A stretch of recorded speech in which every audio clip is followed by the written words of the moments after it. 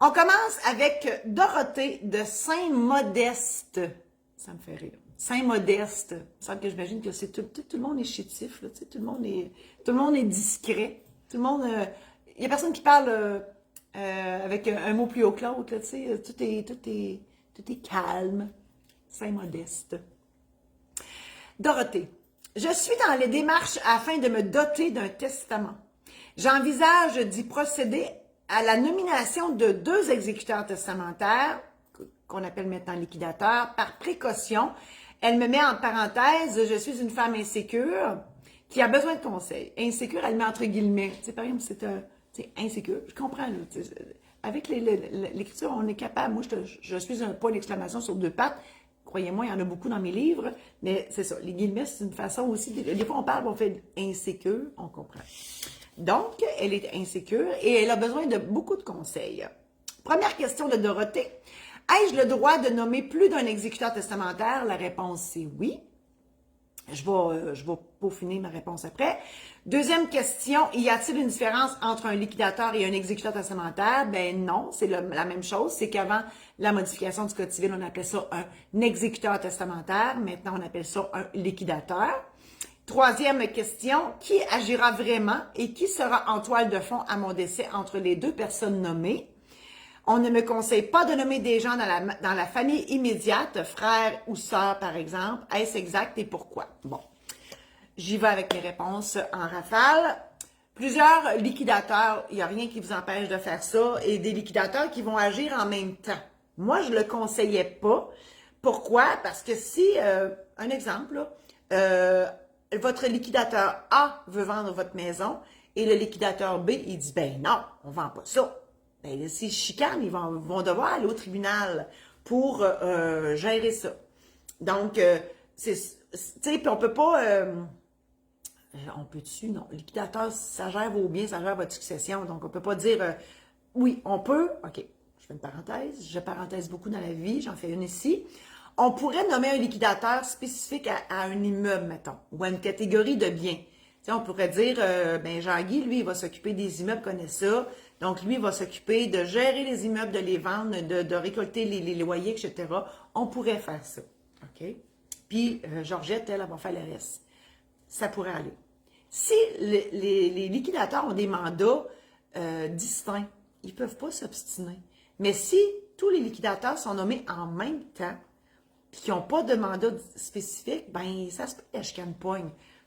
Donc, c'est un pensez-y bien. Moi, je suggère, pour pallier à ça, je suggère plusieurs remplaçants à la place.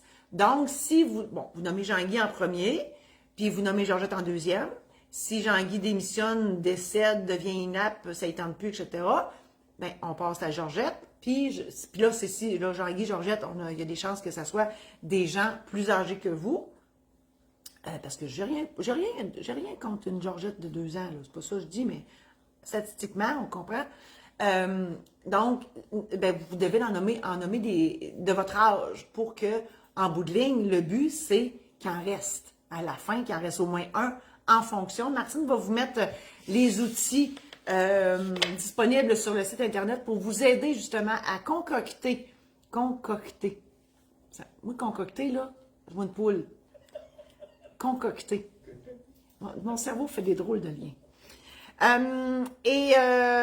Pour nommer des gens, nommer du monde de votre famille, vous me dites, on ne conseille pas de nommer des gens de votre famille. Le lien de sang et de cœur n'a rien à voir avec, n'a rien à voir avec la charge de liquidateur. En fait, ça prend quelqu'un en qui vous avez confiance, qui sait compter et qui veut exercer cette charge-là. Ce sont les 3 caractéristiques d'un liquidateur. Quelqu'un en qui vous avez confiance, qui sait compter et qui veut exercer cette charge-là. Donc, ça veut dire que vous devez nécessairement demander à cette personne-là avant d'aller chez le notaire.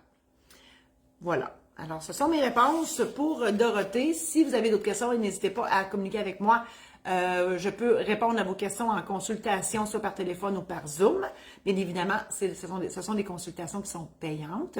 Vous avez aussi mes programmes en ligne disponibles sur le site Internet. J'ai aussi un aide-mémoire que j'ai ici, je peux vous le montrer. Si vous ne voulez pas me voir la tête pour vous expliquer tout ça, bien, vous pouvez quand même vous procurer l'aide-mémoire, qui est un document soit papier, soit numérique. Et là-dedans, ben, ça vous fait penser à tout ce que vous devez réfléchir. Donc, les funérailles, ça c'est un buffet chinois, juste les funérailles, c'est ça, c'est un vrai buffet chinois. À qui vous voulez léguer vos biens, comment, liquidateur, etc. Donc, tout est là pour vous faire penser à tous les items avant d'aller chez le notaire. L'idée, c'est de ne pas remplacer le notaire, mais de vous préparer avant d'y aller. Voilà. Donc, je vous invite à partager cette chronique avec vos amis Facebook. Je vous invite aussi à consulter mon site internet marie-josée-saint-laurent.com où tous mes produits et services sont là.